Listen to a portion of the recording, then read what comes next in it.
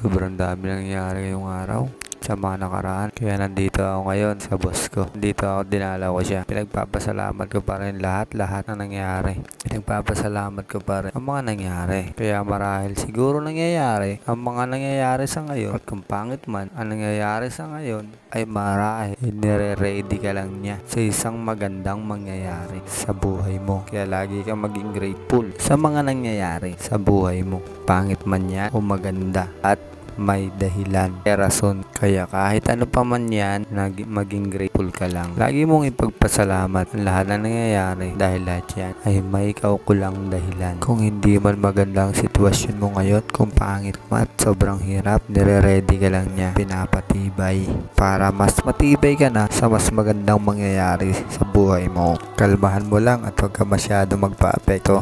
Lagi ka lang maging positibo. Gaya ng pagulan ngayon, yung iba naiinis pag umuulan. Ako, iniisip ko na lang, it's a sign of blessing. Binibless niya ako. Kaya yung ulan na yan, sinasalo ko. Mabasa man ako, okay lang. At least na bless ako. Lagi ko nga sinasabi, piliin lang natin maging positibo. Sa mga negatibo, malalim ba? Sana di ka nalunod.